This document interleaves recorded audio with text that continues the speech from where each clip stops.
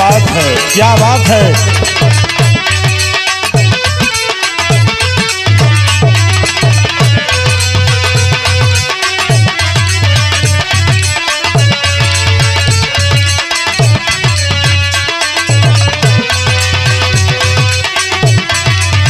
बात दशरथ बात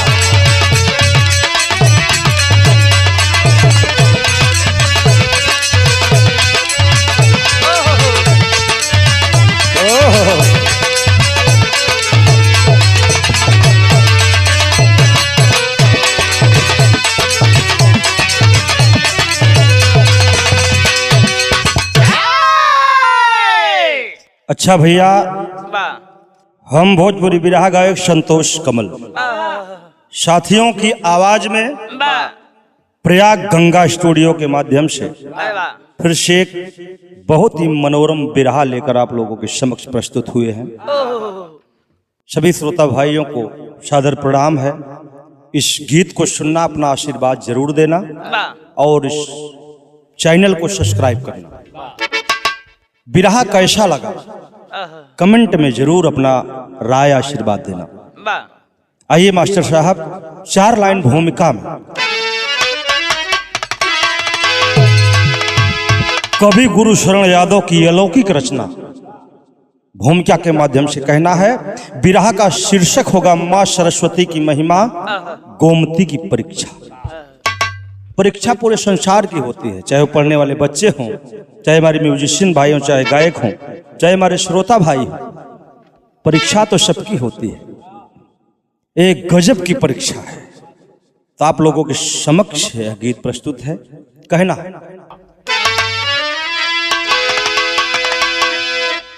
मां की ममता को समता को कैसे कहें, जिनके आंचल में आकर के सागर समाया। शेष शारद व नारद भी गा ना सके, थक गए हार कर कर के नहीं था पाया। मां है ईश्वर की थाती पुजाती सदा, गाती गीता बताती मां से सब हया।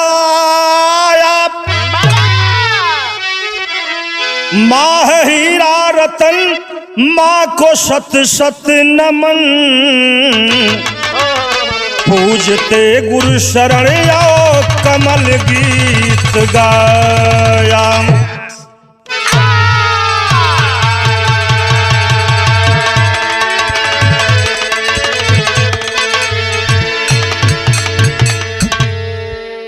भैया मास्टर, माई की ममता के बखान करी, के कवि लिखी और के गवैया गाई। माँ अनंत है, ममता की सागर कही जाती, सागर से भी कहीं ज्यादा गहराई माँ की ममता में होती है। भगवान हर जगह पहुंच नहीं सकता, इसलिए हर घर में एक माँ दिया है। स्वयं ईश्वर माँ के रूप में हर घर में जन्म लिया है। इसकी व्याख्या कोई नहीं कर सकता। जहां माँ है वहीं पर पूरा संसार है। बिरहा में बड़ी गजब की लाइन है।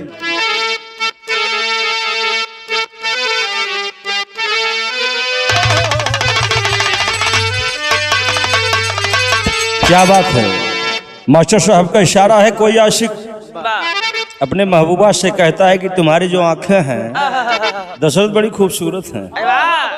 दिल करता है कि इसको देखता ही रहूं, देखता ही रहूं।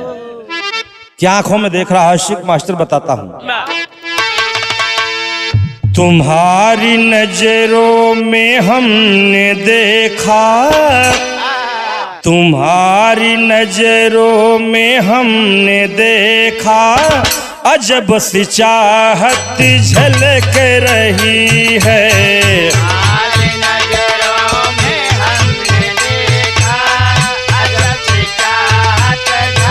राकेश भैया,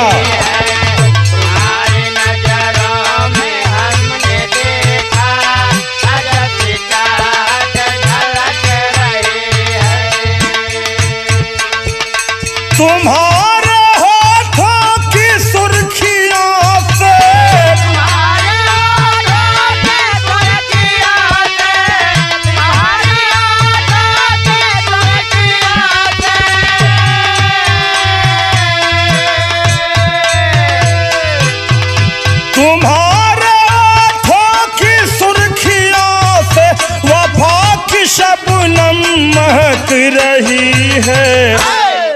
तुम्हारी नजरों में हमने देखा अजब सी चाहत झलक रही है।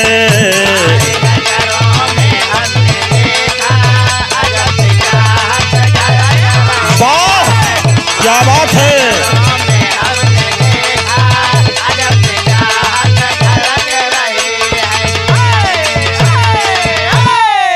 लेकिन कवि गुरुशरण यादव की जो कलम है वो लिख रही है कि संसार के लिए माँ है क्या, माँ बेटे का रिश्ता क्या है।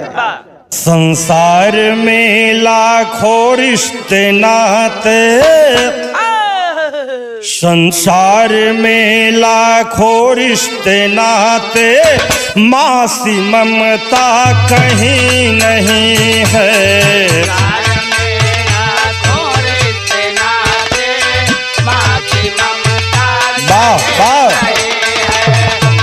सही दशरथ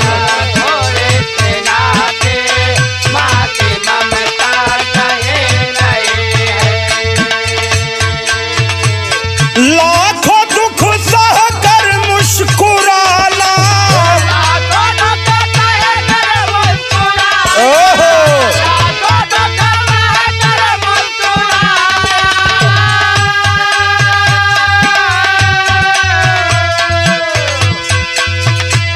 लाखों दुख सह कर मुस्कुराना, ऐसी क्षमता कहीं नहीं है। संसार में लाखों रिश्ते नाते, माँ सी ममता कहीं नहीं है।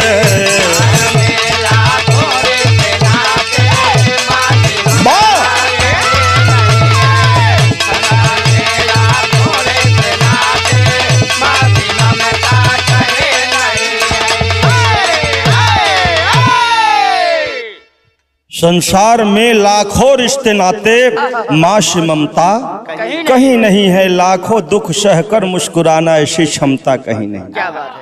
अगर बेटवा गीले में सोवा मास्टर तो मतारी को ममता हो कि अपना गीले में सूत जाई, लेकिन बेटवा के सूखे में सोवाई। भैया मतारी के ममता के कौन मोल ना बा, न क्यों बराबरी कह पाए, चाहे देव हो, चाहे गंधर्व, चाहे ऋषि, चाहे मुनि। बड़ी गजब की लाइन यहीं से कहानी की शुरुआत बा कवि गुरुशरण यादव की रचना।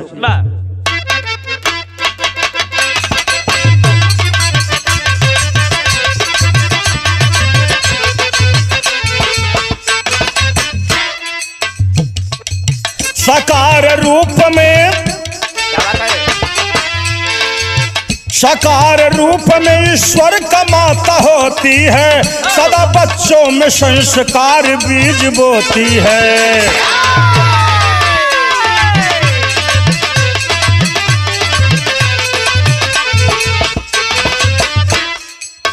माँ का कर्जा कौन दुनिया में चुकाया है, तब से पहले शब्द माँ जुबा पे आया है।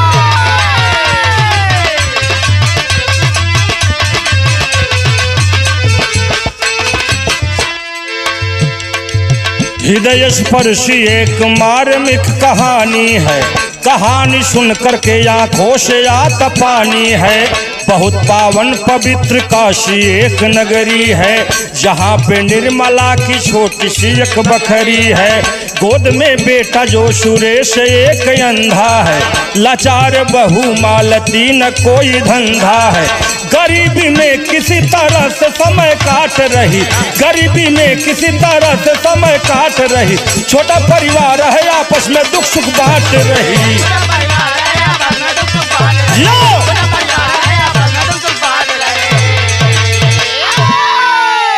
ए भैया ये कहानी समझ ला, कहानी बा कहाँ के। बड़ी पवित्र और पुनीत भगवान शंकर के त्रिशूल पर बसी काशी, जिसका नाम ही लेते शरीर का दुख दूर हो जाता है।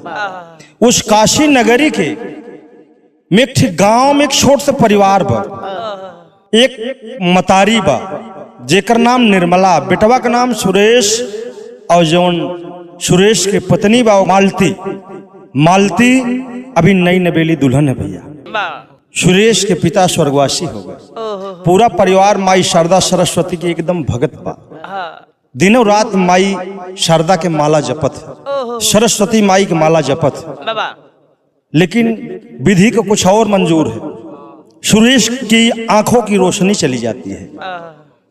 परिवार में देख रेख करे वाला बेटवा बा, बेटवा की जब आंख की रोशनी चली गई भैया, मतारी बड़ी चिंतित बा, दुल्हन बड़ी चिंतित बा, बेटवा बड़ा चिंतित बा कि अब परिवार के खर्चा कैसे चले। भैया 3 टाइम के बदले 1 टाइम की रोटी मिल जाए वो है बहुत बड़ी गरीबी है। बेटवा लाचार बा, मतारी लाचार बा, दुल्हन नहीं बा, कौनो काम धंधा ना बा। आज जो बेटा सुरेश है आंखों में आंसू लेकर अपनी माँ से कहता है, क्या कहता है? एक लाइन बिरहा में गीत है मास्टर।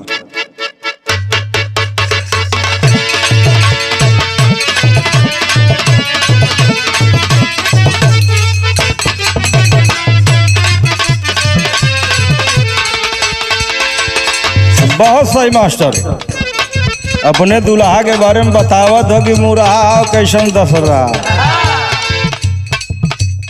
ए हो पिया जवानी हमर जराइए गइला ना,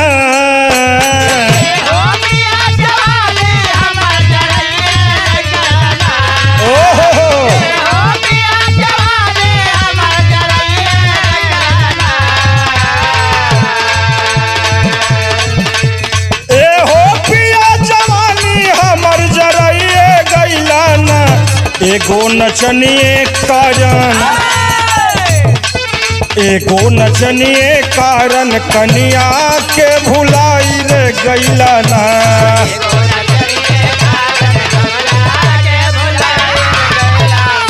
वाह भैया,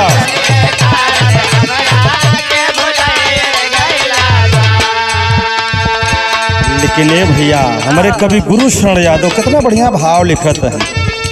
गौर करने की बात, आंख में रोशनी नहीं है, कोई काम धंधा नहीं है, कमाने वाले की ज्योति चली गई है। मन में लाखों स्वप्न लेकर, दुख दर्द लेकर आज मतारी से सुरेश कहत बा, का कहत बा? एक दिन सुरेश माई से बतियावे लागल ना,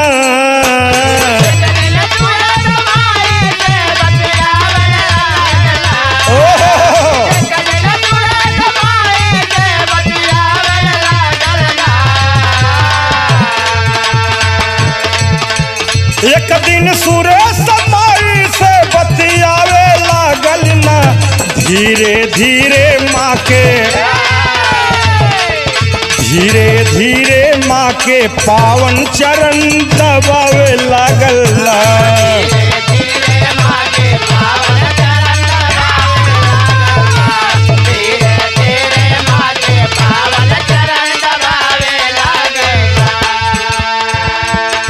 आज मास्टर सुरेश की आंख में रोशनी ना आए, टो जाके इशारा से अपने महतारी के चरण पकड़ के, पांव पकड़ के दबावत बा और पैर दबावत बा। महतारी से कहत बा, माई एक ठे बात कही मनबू। महतारी कह की बोला बेटवा, का कहत हा? सुरेश का कहत बा? माई देखात नहीं आँखिया से हमारे,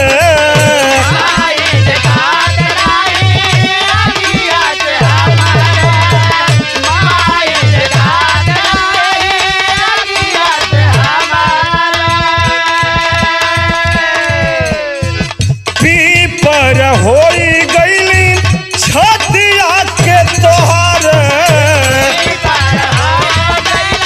बात दशरथ, बात दशरथ,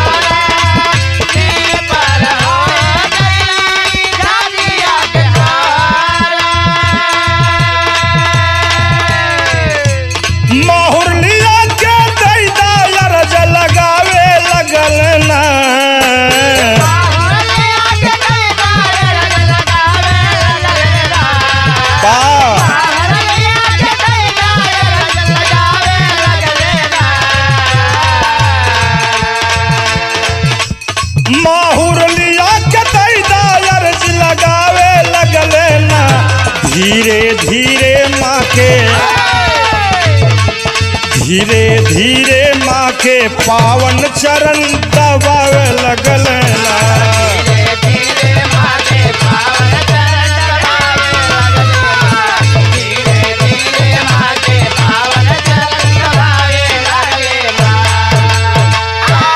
ए भैया सुरेश बतिया कही के जवन ना कहे के चाही हो। मतारी निर्मला से कहत बा माई कि तोहरे हम छाती के बोझ हो गए। अब तू बुढ़ापा में केकर केकर खर्चा चलेबू, हमरे आँखी से दिखात ना बा हम कौने काम के मनई है, न हम कोनो काम कर सकत है, न कोनो धाम कर सकत है। तो माई बतावा हमरे जिए कौन मतलब। 2 रुपया के जहर की पुड़िया लिया के दे दा और हमके मुआदा माई हमसे तू मुक्त हो जा। मतारी बेटवा के बात सुन के बाबूजी आज दिल में दर्द लेकर आंखों में आंसू लेकर कहती है, क्या कहती है मालिक? माई समझावे अनमोल बा जीवनवा, बार बार मिली नहीं मानाई के तनवा।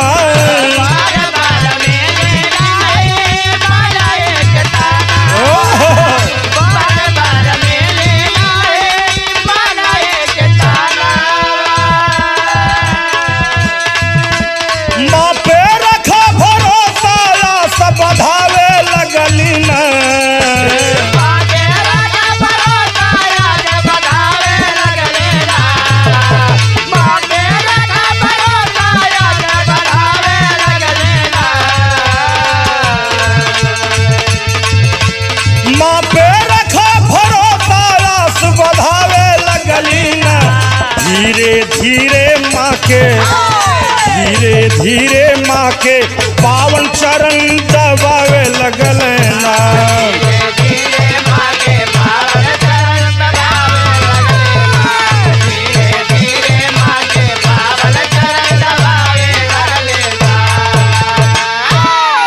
आज ये भैया मतारी कहिस बेटवा तू हमरे बदे बोझ ना हालाल।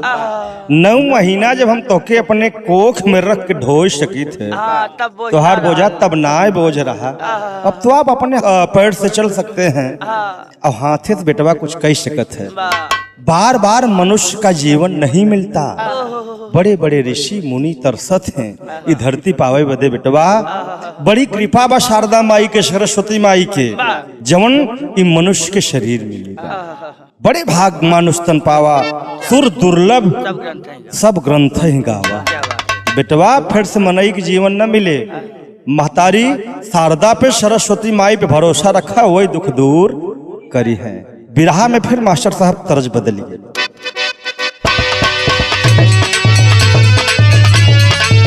वाह वाह मास्टर।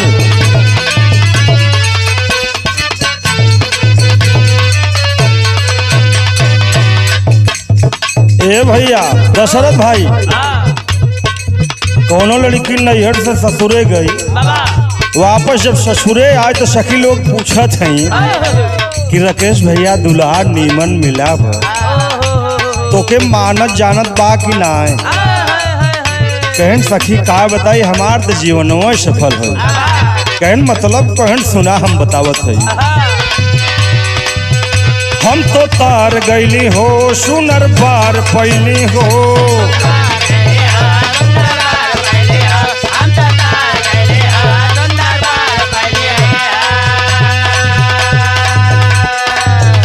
अपने रजाऊ के प्यार में संवार गईली हो।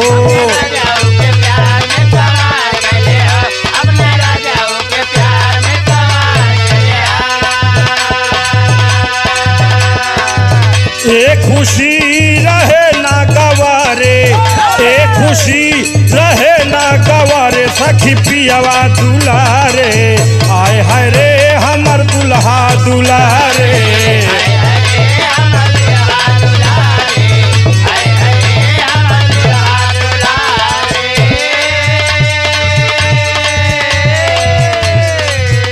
लेकिन ये भैया आज मतारी बेटवा के धीरज बधाई के कि शारदा माई पे भरोसा करा, जवन होई निक होई। महतारी काम के तलाश में मास्टर निकली बा। बुढ़िया महतारी पतो जवन मालती बा वो वही नई बा, बेटवा अंधा बा। वही बुढ़िया महतारी जो निर्मला है तो काम धंधा के तलाश में निकलत बा। पहुंचत कहाँ बा? माई आई गईली हो, आस बधाई गईली हो।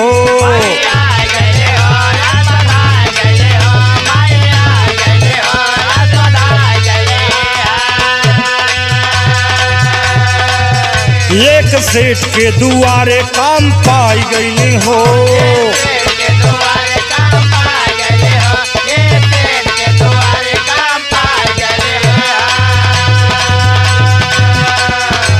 पहुंची गोदाम में जा भोर भी न सारे, पहुंची गोदाम में जा भोर भी न सारे। देवी माँ के सहारे आए हाय हो, देवी माँ के सहारे।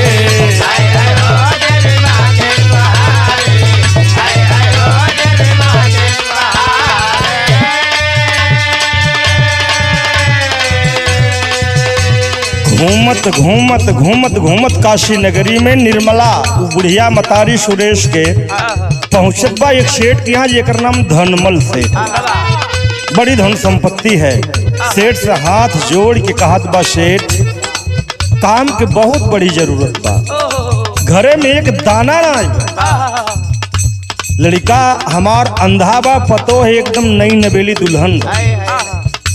हम ही ऐसा नहीं कि जवन काम धंधा कई के अपने परिवार के भरण पोषण कर सकते। तो बड़ी कृपा हो अगर हम बुढ़िया के कुछ काम धंधा मिल जाए। सेठ बड़े दयालु हैं, कहन माई ठीक बा, तो के काम मिली।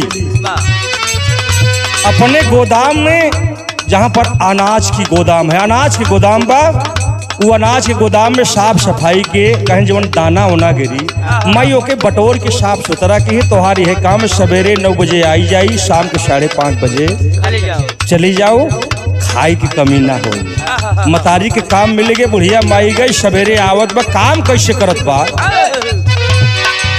माई काम करत मेहनत से,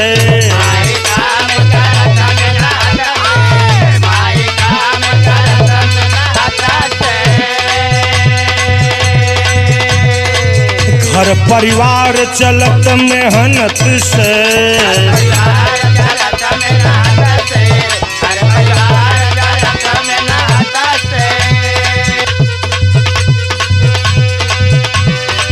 सेठ बोलावे एक दिन दुआरे, सेठ बोलावे एक दिन दुआरे। देवी माँ के सहारे जय हो देवी माँ के सहारे।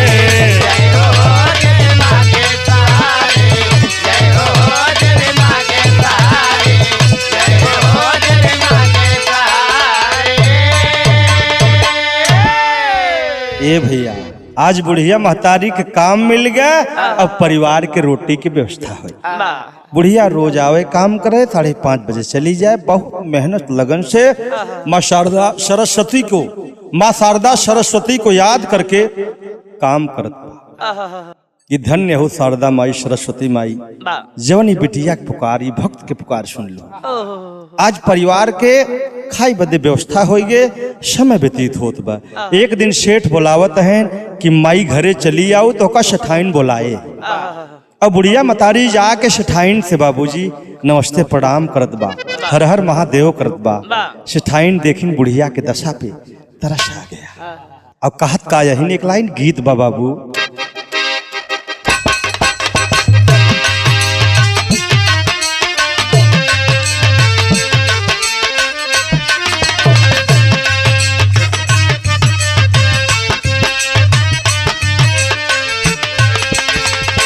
देखा सास पतो के मास्टर रिश्ते कुछ ऐसा होते है।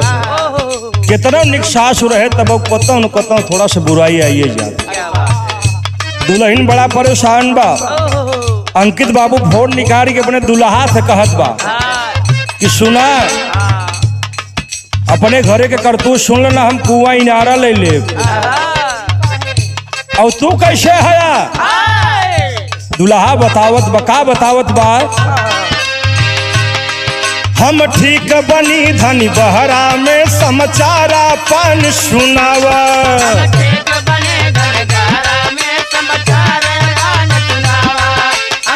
वाह मास्टर।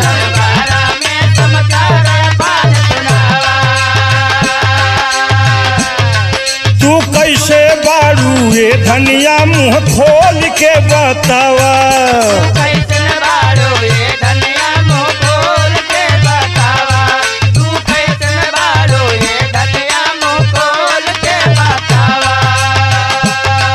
तब दुल्हनिया कहा सुना, केहू माना रखनी का है, केहू हमके फेकनी का है, कुछ काहे हो ये सैया, देवरा मन रखनी कहे, ननदी ता फेकनी कहे, ससु कौआ हकनी कहे हो ये सैया, देवरा मन रखनी कहे, ननदी ता फेकनी कहे, ससु कौआ हकनी कहे हो।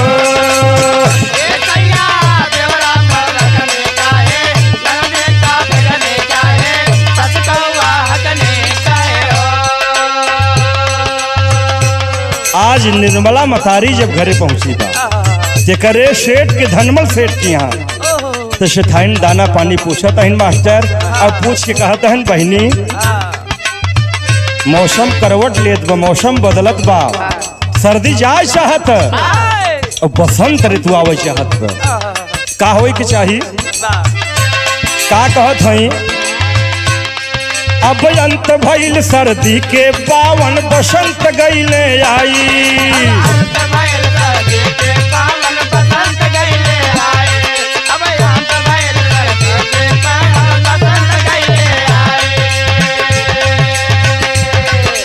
पावन तिथि पंचमी के घर में आई है महामाई।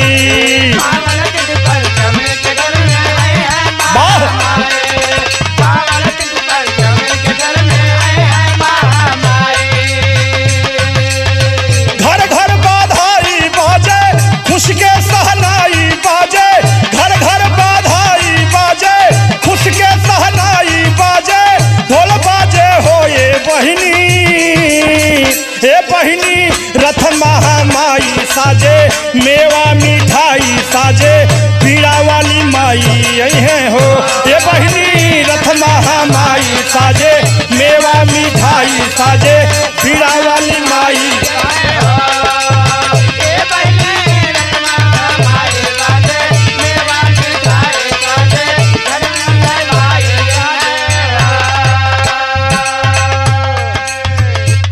तब तो जो निर्मला बुढ़िया बा, आहा मन हरियर हो दशरथ कि हमार माई शारदा, हमार सरस्वती माई के आगमन है, बसंत ऋतु आ रही है। सेठाइन याद दिलाई दिन, काम धंधा में व्यस्त, सुबह शाम काम करे, शारदे माई सरस्वती माई के याद करे कि जय हो माँ, कल्याण कैद हुई बिटिया पे भगत पे, तोहार ई हम उपकार मतारी जीवन भी न भूल, हमार परिवार न भूले, हमारे बेटवा के रोशनी ली हो, लेकिन हमका रोजी रोजगार दे के हमारे परिवार के भर पोषण करते कहन तो हमें बदे कौन काम देत हो। सेठाइन कहन बहिनी सुना, तू जा और गोदाम के काम करा, जब जरूरत हो तो के हम बताई होत का बा, करे सफाई घर गोदाम के, माँ के भजनिया गा के, करे सफाई घर गोदाम के, माँ के भजनिया गा के, करे सफाई घर गोदाम के, माँ के भजनिया गा के। कहे बहनी सुना, कल सवेरे गोदाम पे जाऊ और शाम के आवे कहाँ पर, करे सफाई घर गोदाम के, माँ के भजनिया गा के,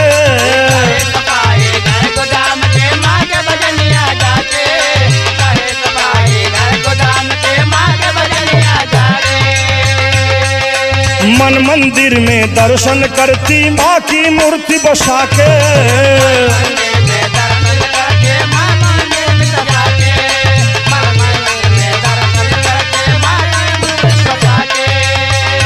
तीनों टाइम भजन माई के चलत बा, जय माँ शारदे, जय माँ सरस्वती। पूरा परिवार वार बेटवा सुरेश अंदा वो भजन करत बा, पोतोहिया करत बा, बुढ़िया काम करे तब। लेकिन सेठाइन का कहत है, कहा सेठानी शाम की बेला बहनी जल्दी आऊ।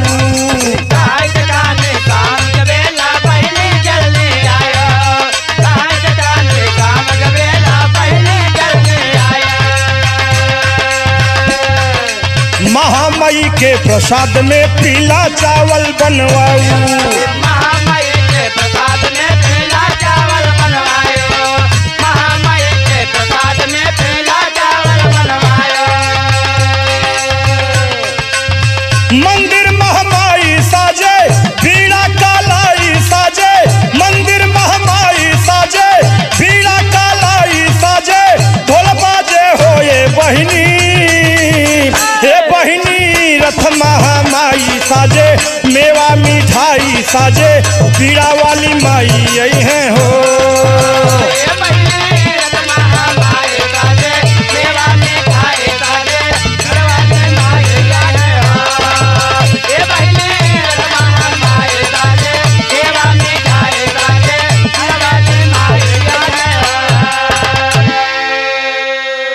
कहन बहिनी दिन में गोदाम पे काम कहो, शाम के बेला रही जल्दी चली आओ 4 बजे। तोहार ड्यूटी 5:30 बजे होत है और तो 4:30 बजे चली आओ। काहे बदे? बुढ़िया पूछत बा बात का बा? कहन माँ सरस्वती का जागरण होगा, बसंत पंचमी आ गया, सरस्वती पूजा हमारे घर में रखी गई है। आप जल्दी आएंगी, मेरे साथ हाथ बटाएंगी, मैं अकेली हूँ। अगर आप आई जाबू तो महामाई जोन प्रसाद होता है पीला चावल ओके बना दे हो, मंदिर बढ़िया से साफ कर दो, माई की मूर्ति उर्ति बढ़िया सजा के एकदम बढ़िया से जागरण होगा और भंडारा चलेगा भरपूर जब तक माई की इच्छा होगी। बहुत खुश बा निर्मला, सरस्वती माई के जोन भक्त बा बहुत खुश बा कि ठीक बा सेठानी हम जल्दी आ जा। भोर में जात बा और 4:30 बजे छुट्टी कई के सेठानी घरे पहुंच के माई के मंदिर साफ करत बा, बढ़िया सजावट बा। और सजावट मन में आज बड़ा खुश बा कि हमरे घरे ना कम से कम सेठई के घरे माई के आगमन होत बा। और माई की भंडारा में, माई के जागरण में हमार हाजिरी लग गए, ऐसी बड़ा पुनीत काम हो ही ना सके। ए बाबू आज बुढ़िया बड़ा मन लगाए के सेवा भाव करत बा। शाम हो गया और देखिए जागरण का कार्यक्रम चालू हुआ, प्रसाद उसाद रखा गया है। कवि को लिखना पड़ा, कवि गुरुशरण यादव की ये जो कलम है बड़ा बेजोड़ गीत की इशारा करत बा।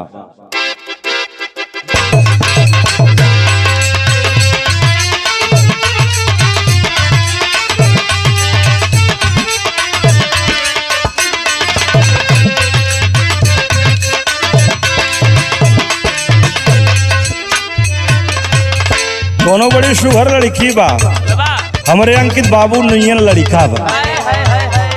बता रहा बनाने वाले ने क्या खूबसूरती बनाया, कितने फुर्सत में बनाया, आपको नजर न लगे। लेकिन कवि गुरुशरण जी लिख रहे हैं, क्या लिख रहे हैं? नजर ना लागे,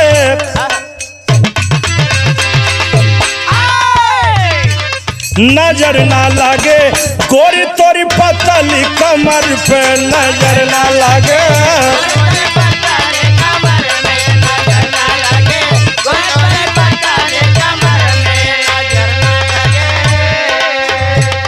लेकिन ये भैया भवन सजावा सरस्वती माही के आगमन भवा।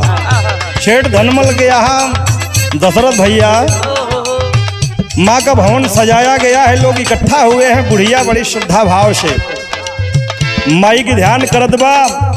जितने लोग हैं सब लोग जयकारा लगा रहे हैं किस भाव से? जयकारा लागे,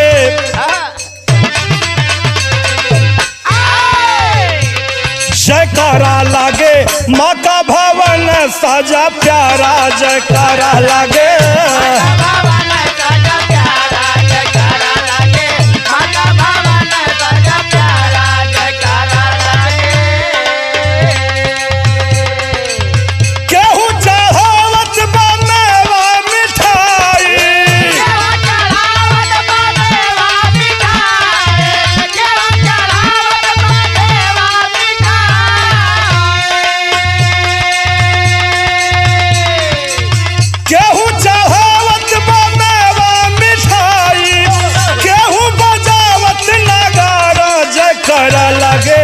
माँ का भवन सजा प्यारा जयकारा लगे।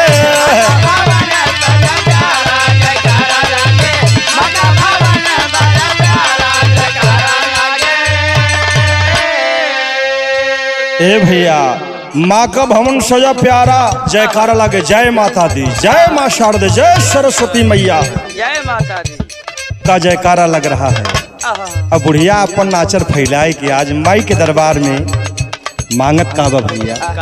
सब लोग कुछ न कुछ आस लेकर, अब विश्वास भी है कि जो मांगूंगा माँ शारदे के दर से कोई खाली नहीं जाए। बुढ़िया कहत का बा, बारे कवि गुरु शरण यादव की रचना क्या बाखूबी से इस लाइन को सजो रहे। माई के दर पे माई के अचरवा,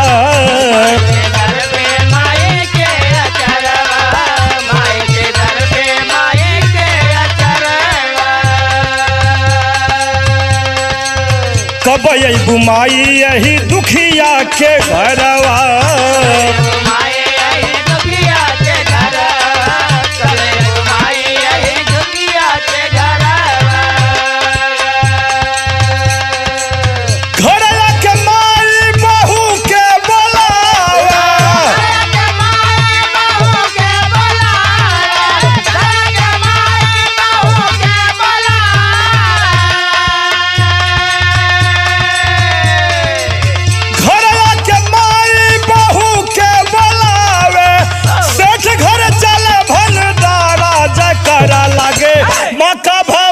सजा प्यारा जयकारा लगे।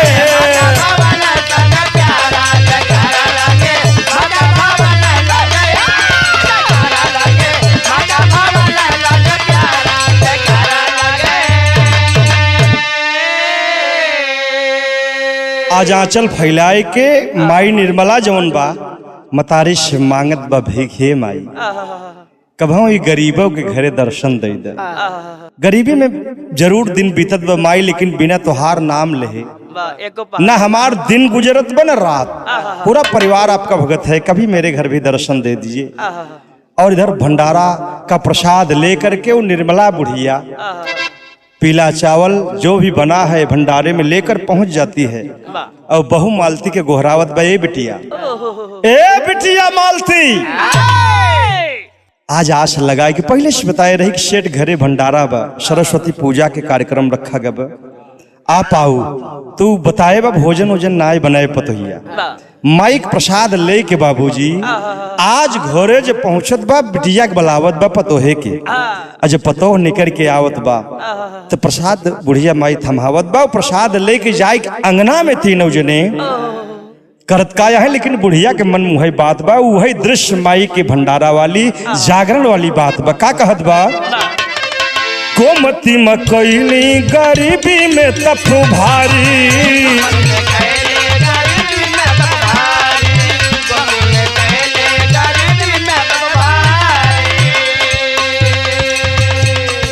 नारद जी कहाँ दया करा महतारी,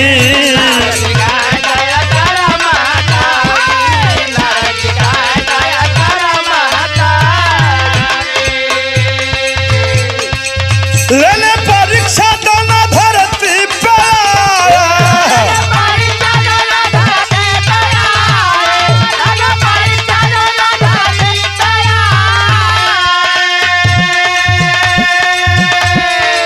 लेने परीक्षा दोनों धरती पे आए, तोरा पे आके पुकारा जयकारा लगे।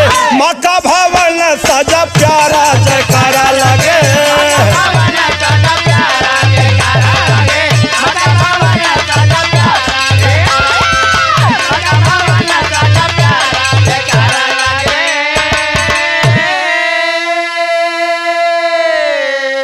आज 3 थरिया में मास्टर उस सरस्वती पूजा के प्रसाद भंडारा के प्रसाद रखा गए थे बुढ़िया बदे, एक सुरेश अंधा जवन बेटवा बदे, और एक प्रसाद पतोहे बदे। अंगना में रख के जल ले के आचमन करत हन की महतारी, जवन कुछ हमारे पास बा ही के हम भोग लगावत है। नारद भगवान देवर्षि नारद का आसन डोल गया, पहुंच गए शारदा माँ के चरणों में नतमस्तक हो गए कि माई ये बतावा कि कब तक की गोमती की परीक्षा चली। इसने गरीबी में भी रह करके आपका नाम ऐसा दिन नहीं आया है कि जिस दिन इसने जपा ना हो, लिया ना हो। आखिर कब तक आपके आसन डोली, कब तक दया हो। सरस्वती माई की याद आई है कि हमार बिटिया गोमती बहुत तपस्या के है।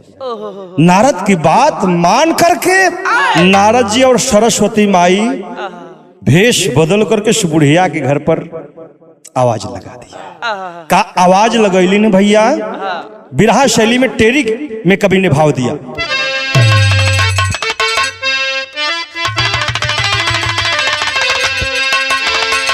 कि अरे भिखारी बन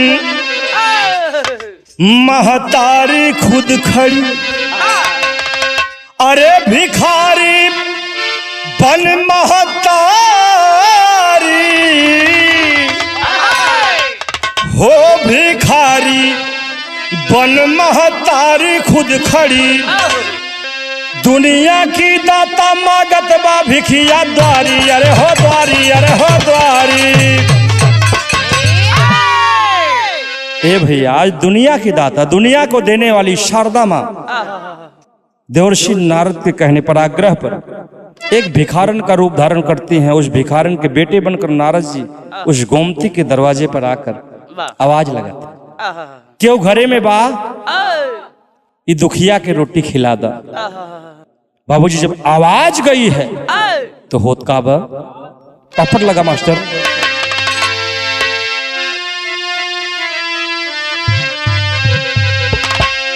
सुने गोमती माँ मधुरी आवाज आज वही आंगन में, अरे सुने गोमती माँ मधुरी आवाज आज वही आंगन में, और राखियो माई यही दुखिया के लाज आज वही आंगन में।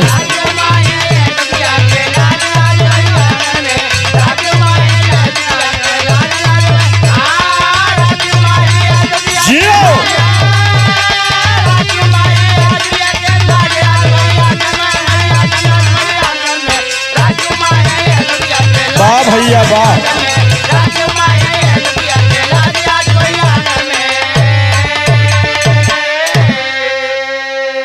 जब रोटी का नाम लिया कि 3 दिन से भूखी हूँ, सुने गोमती माँ मधुरी आवाज आज वही आंगन में, राखियो माई यही दुखिया के लाज आज यही आंगन में। कि महतारी ये गृहस्थी आश्रम, अगर दरवाजा से क्यों भूखा चला जाए हमार गृहस्थ आश्रम बर्बाद हो जाए, नष्ट हो जाए, दाग लग जाए। मतारी स्वयं शारदा माँ भिखारन बन के आई हैं, भीख मांग रही। उसी शारदा माँ को याद एक माँ कर रही है, एक माँ भीख मांग रही, एक माँ याद कर रही है। क्या बात है कि महतारी आज हमारे घरे के जवन लाज बा, गृहस्थी के जवन लाज बा तोहरे हाथे बा। जब बहरे जाके देखा तही तो होत का बा, एक छोटा बालक संग में है, एक बूढ़ी माई हम, थोड़ा सा भोजन दे दो हम, भूखे अर्ज लगाई हम। अरे ले तीनों थाली से महाप्रसाद आज वही आंगन में, और सजा लिए है गृहस्थी का साज आज वही आंगन में।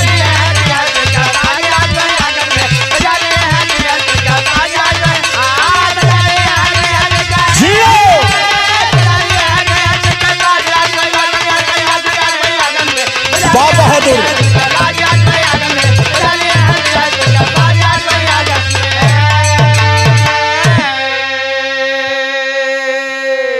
गोमती माँ जब बाहर गई देखती है कि एक छोटा सा बालक है और एक बुढ़िया माई है, तन पर जो धोती है बहुत मैली है, एकदम जर्जर शरीर है। परेशान बा माई, रोटी बदे आवाज लगावत बक 3 दिन से भोजन ना के है। कहन माई आवा आवा। आज गोमती हाथ पकड़ी के लेके अंदर अंगना में जाता है, अब अपने थरिया से थोड़ के प्रसाद निकाल के एक थरिया में और थोड़ के निकाल के एक थरिया में 2 जगह रखे। ई दृश्य देख के पतोहियो लज्जित। जब हमार बुढ़िया माई करत बा तो नहीं पतो हम है, हमारे गृहस्थ आश्रम की मर्यादा बा। वो अपने थाली से थोड़ा थोड़ा प्रसाद निकाल के 2 थरिया में रख दे। और जवन बेटवा सुरेश बा वो अंधा बा लेकिन समझत बा सुनत बा, वो थोड़ थोड़ निकाल के वो थरिया में रख के हाथ जोड़ के तीनों प्राणी खड़ा होइए कि माई भोजन प्रसाद ग्रहण करा, जवन हमारे पास बा हिम संतुष्ट हो। आज होत का बा, माँ शारदा स्वयं एक भिखारन बनकर भोजन करने के लिए उस गोमती के घर गई है। दुनिया में तमाम जगह भंडारा जागरण होत बा, लेकिन उस गोमती की बाबूजी तपस्या देख करके उस गोमती के घर नारद जी और सरस्वती माँ बाबूजी भेष बदलकर आज बैठ गए हैं, आसन लगाकर मां अन्नपूर्णा को याद करके बाबूजी भोजन और प्रसाद ग्रहण कर रहे हैं। किस भाव से कर रहे हैं, कभी को आल्हा में लिखना पड़ा।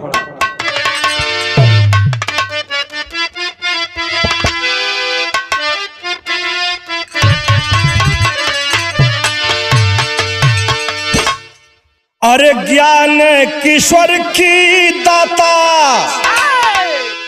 ज्ञान किशोर की दाता शारदा मैया भैया।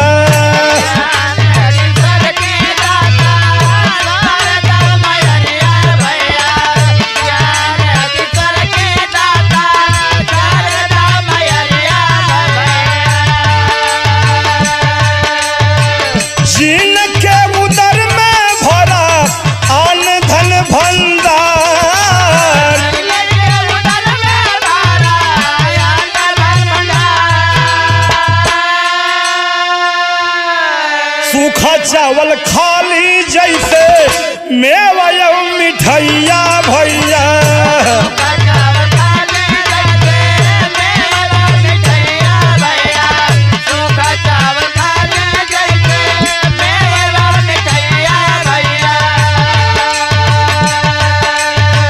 देख प्रेम नारद बाबा अश्रु रहे ढार।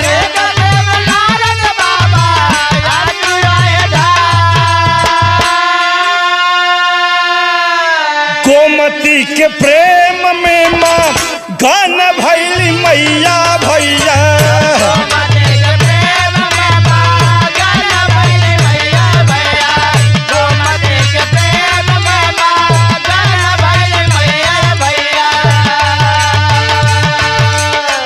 एक एक चावल जैसे मोती के आहार।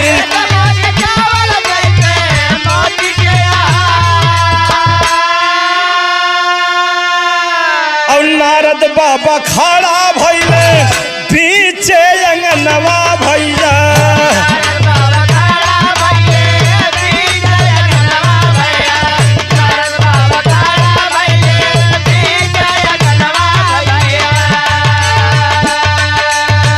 भैले अचंभित आज पूरा परिवार। ए भैया आज वह पीला चावल के जवन प्रसाद दशरथ बा, माई शारदा सरस्वती आए हाय हाय। जैसे भिखारी के बाबूजी अंधन मिल जाए, भूखा के भोजन मिल जाए, माई दोनों हाथे से हबर हबर हबर एकदम सूखा चावल खात हैं, पनियों ना पियत हैं। प्रेम में गोमती की एकदम शुद्ध बुद्ध विशार गई है। नारद भगवान इस दृश्य को देख करके बालक बने हैं, आंखों से आंसू छलक पड़ा, अपने आप को रोक नहीं पाए। बीच आंगन में एकदम साक्षात प्रकट हो गए, बीड़ा लेकर बजाते श्रीमन नारायण नारायण नारायण हरि हरि। इस दृश्य को देखकर पूरा परिवार अचंभित हो गया। जब अचंभित हो गया तो होत का बा, बिरहा सदर में चलल।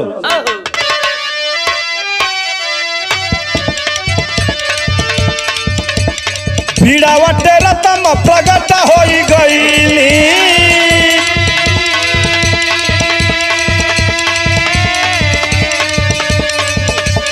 गोमती तू कैलू खूब सत्कार।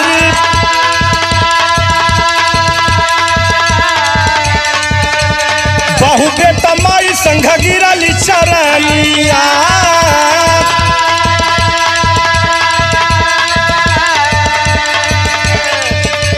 चरणों में विनय करली बार।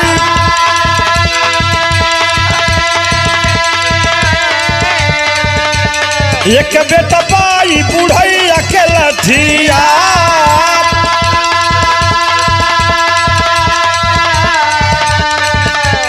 जय दल माई अखिया में उजिया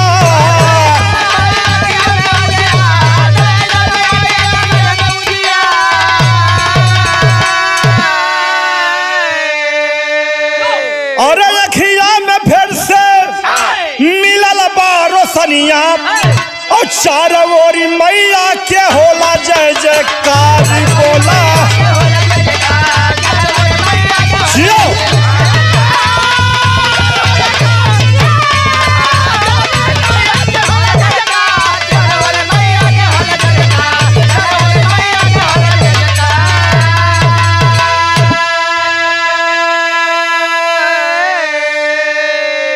ए भैया, जब नारद जी साक्षात प्रकट हुए हैं तो सरस्वती माँ को तो प्रकट होना ही था। इस भाव और प्रेम, इस भक्ति को देखकर असली रूप में आती कहती, बेटी गोमती तेरी परीक्षा खत्म, तेरे दुख के दिन अब दूर गए। दोनों बाबूजी, एक तरफ माँ शारदा सरस्वती साक्षात बीड़ा लेकर हंस वाहिनी विराज हो गई, एक तरफ नारद जी पहले से विराजमान है। तीनों परिवार आज सरस्वती माई के चरण में गिर की प्रणाम करत बा कि धन्य भव माई शारदा, धन्य हो सरस्वती माई, हंस वाहिनी माई, तुहार कृपा अनंत बा, तुहार ममता अनमोल बा माई। दुनिया में संसार तमाम मिठाई रुपया पैसा सोने के छत्र चढ़ावत बा, तुहार जय जयकार लगावत बा, वहां न जाके गरीब के घरे आ गया। गरीब के जीवन धन्य कई दहु माई, धन्य कई दहु माई। आज बाबूजी पूरा परिवार माँ शारदा के चरणों में नतमस्तक हो गया। बुढ़िया आंचल फैलाई के मतारी के सामने कहत बा, माई ई हमार सुरेश बेटवा हमारे बुढ़ाई के लाठी बा, हमारे बुढ़ाई के सहारा बा, पतो हमार नई नबेली बा, हम बुढ़िया कब तक भरण पोषण करम मतारी, हमारे बेटवा के आंखी के रोशनी दे दे माई, हमके कुछ चाहिए ना। आज महतारी बात सुन के आज सरस्वती माँ के आंखों से आंसू छलक पड़ा कि बारे माई, माई है माई होत भगत, माई अपना बदे कुछ ना मांगत बा, मांगत के का बदे बेटवा बदे कि हमारे बेटुआ के अखिया के रोशनिया दे दा, हमार बुढ़ैया पार हो जाए। क्या बात है। लेकिन आजकल के कितना लड़का मास्टर हुआ के भाई, जब माई बाबू बुजुर्ग हो जाए तो उनके वृद्धाश्रम छोड़िए। माँ कभी नहीं बाबूजी अपने बेटे के लिए, अपने संतान के लिए, अपने बेटी के लिए गलत सोचती है, बुरा सोचती है, सदैव भला चाहती है, मंगल कामना करती है। और मैं चाहूंगा कि इस विरह को जितने लोग सुन रहे हैं अपने माँ बाप की कदर करें, इसी में आपका कल्याण है, पूरे संसार का कल्याण है। आज स्वयं साक्षात शारदा प्रकट है, नारद जी प्रकट हैं, माई कहलुन का भैया आखिरी भाव हो बिरहा के,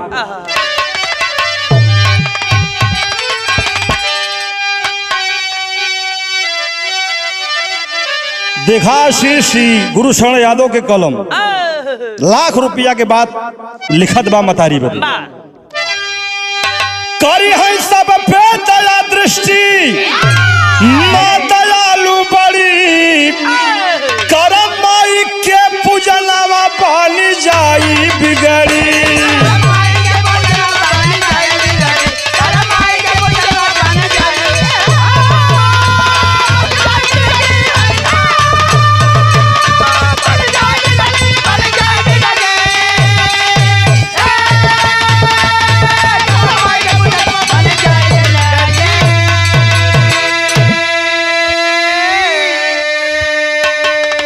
ए भैया मतारी आशीर्वाद दिया, नारद जी आशीर्वाद दिए, बेटवा के रोशनी आएगी, कहीं अब हम जा ही सकता ही, अब तो तुहार कुल मामले फट्टे पे कहीं माही रुकी रहा, जेकरे नाते तू हमारे दरवाजा पे आओ, हमारे धनमल सेठ हमारे ऊपर बड़ी कृपा के है ना, आज अगर प्रसाद न देते न, हमका नौकरी न देते न, आज तुहार दर्शन हो कहन बस हम जात ही सेठ सठाइन के लिए आए आवत है, वो नहुक दर्शन दे दे।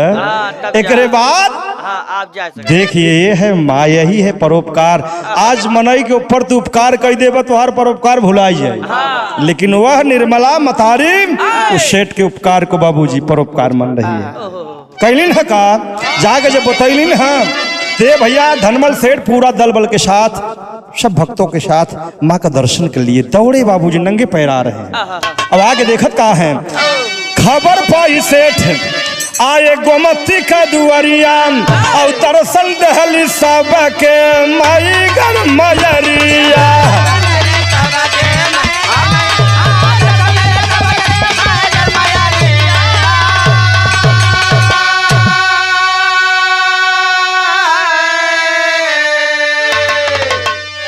आए बड़े भाग से जीवन में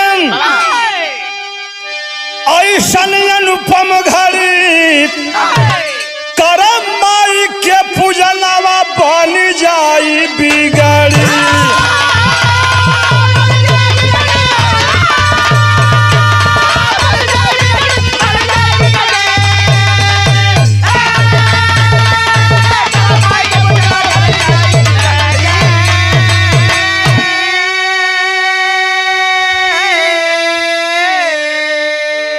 संतोष का फल मीठा होता है, देर मिलता है लेकिन दुरुस्त मिलता है। आज सेठ धनमल पूरे परिवार को माँ ने दर्शन दिया, सब भक्तों को दर्शन दिया। गोमती के घर बाबूजी आकर माँ ने भोजन प्रसाद ग्रहण किया, कल्याण हो गया, रोशनी मिल गई, बेटा कारोबार किया, घर का विकास हुआ। मतारी के ख्याल रखेस, अपनी पत्नी के ख्याल रखेस, परिवार बढ़ा। लेकिन माँ शारदा को नहीं भूला, भूलना भी नहीं चाहिए। क्या बात है।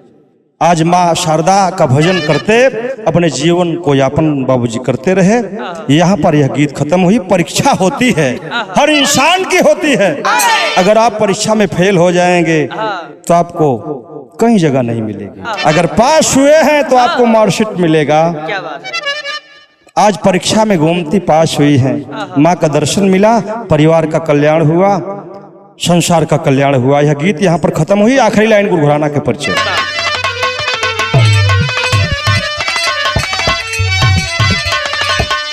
साधु बदलदास जगजीवन माया राम बलिहारी।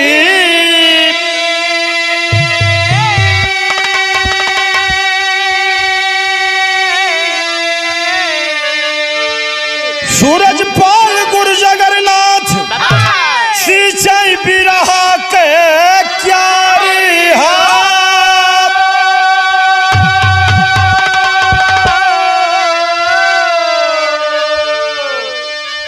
भिखारी बन महतारी खुद खड़ी, खिला संतोष कमल कवि गुरु शरण की डारी। भिखारी बन महतारी खुद खड़ी।